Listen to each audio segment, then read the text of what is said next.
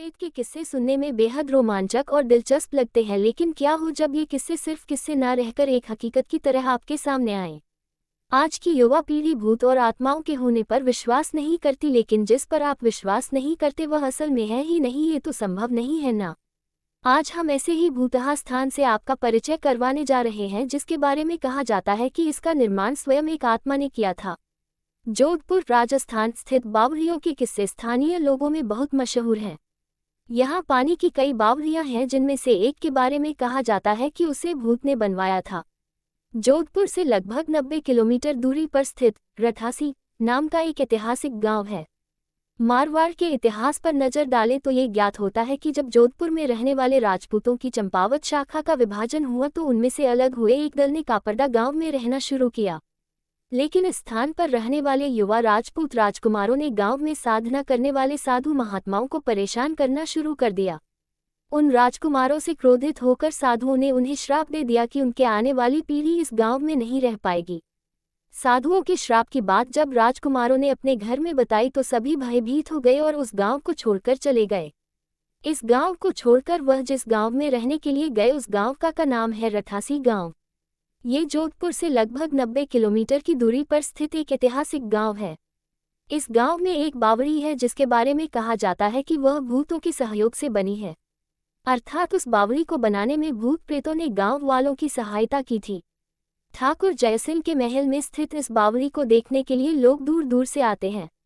इस बावड़ी के विषय में ये कहानी प्रचलित है कि एक बार जब ठाकुर जयसिंह घोड़े पर सवार होकर जोधपुर से रठासी गांव की ओर जा रहे थे तब रास्ते में ठाकुर साहब का घोड़ा उनके साथ साथ चलने वाले सेवकों से पीछे छूट गया और इतने में रात हो गई।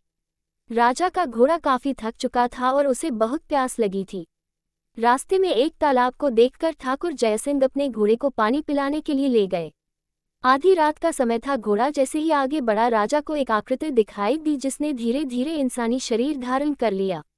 राजा उसे देखकर डर गया। उस प्रेत ने राजा को कहा कि मुझे प्यास लगी है लेकिन श्राप के कारण मैं इस कुएं का पानी नहीं पी सकता। राजा ने उस प्रेत को पानी पिलाया और राजा की दयालुता देखकर प्रेत ने उसे कहा कि वह जो भी मांगेगा वह उसे पूरी कर देगा।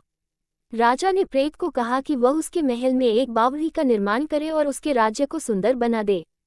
भूत ने राजा के आदेश को स्वीकारते हुए कहा कि वो ये कार्य प्रत्यक्ष रूप से नहीं करेगा, लेकिन दिन भर में जितना भी काम होगा वह रात के समय 100 गुना और बढ़ जाएगा।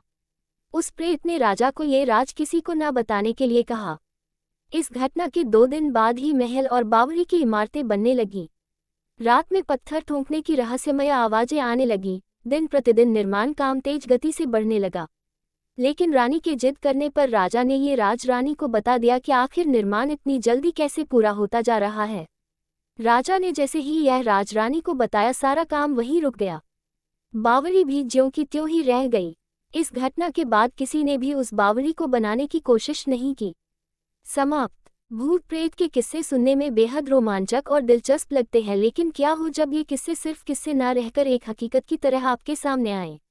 आज की युवा पीढ़ी भूत और आत्माओं के होने पर विश्वास नहीं करती, लेकिन जिस पर आप विश्वास नहीं करते वह असल में है ही नहीं, ये तो संभव नहीं है ना। आज हम ऐसे ही भूतहा स्थान से आपका परिचय करवाने